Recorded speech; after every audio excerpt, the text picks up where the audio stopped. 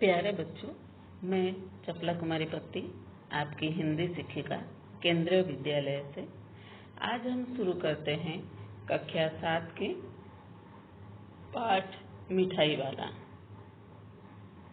इस कहानी के लेखक है भगवती प्रसाद वाजपेयी।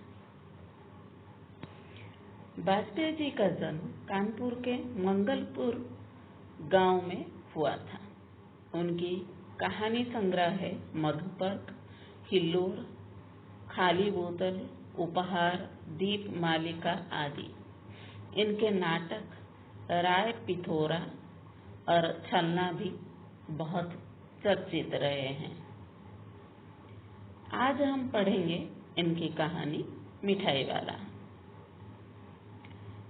मिठाई वाला कहानी के माध्यम से लेखक ने एक प्रतिष्ठित व्यक्ति की मनोदशा का वर्णन किया है, जो असमय ही अपने बीवी बच्चों को खो चुका है।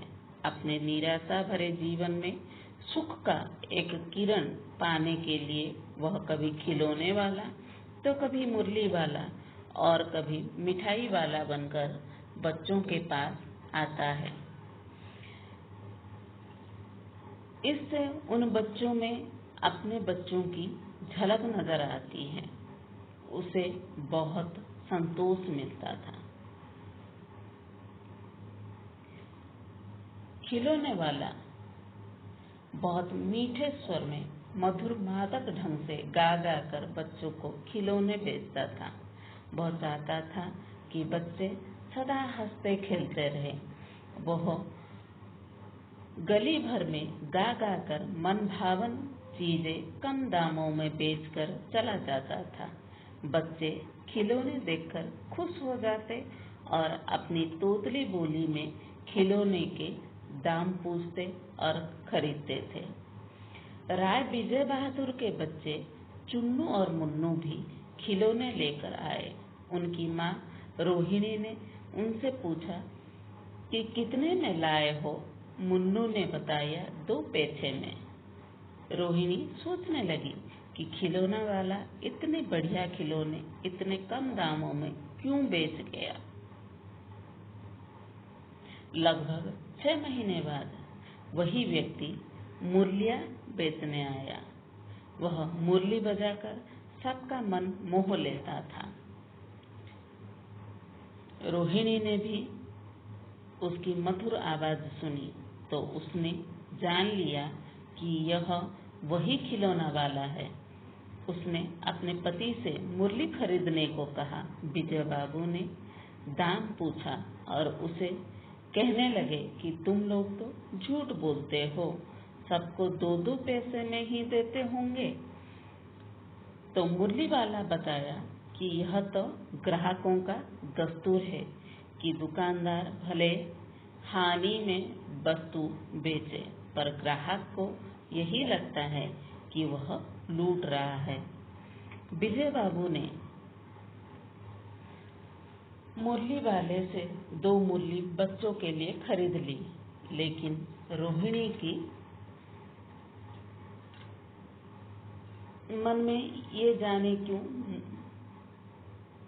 मुरली वाले के प्रति सहानुभूति थी। 8 माह बीतने के बाद फिर नगर भर में मधुर कंठ सुनाई दिया, बच्चों को बहलाने वाला मिठाई वाला। रोहिणी पहचान गई, यह वही फेरी वाला है।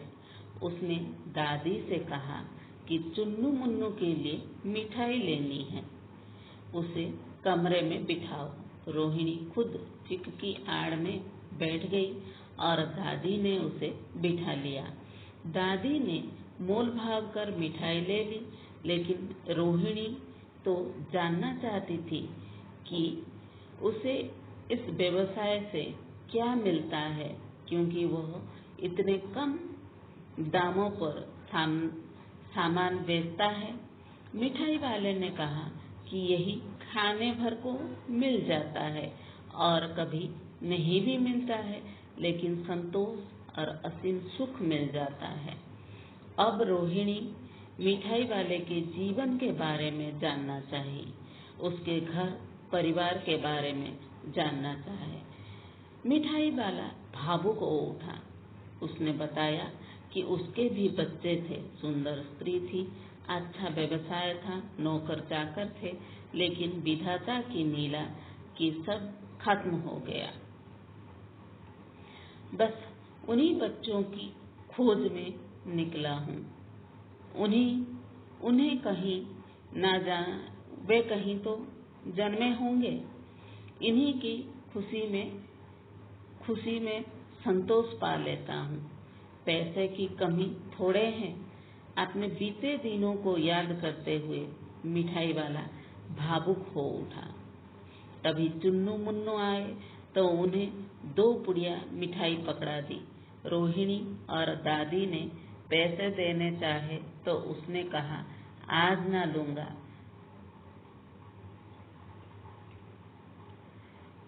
यह सब कहते हुए उसकी आंखें भर आई।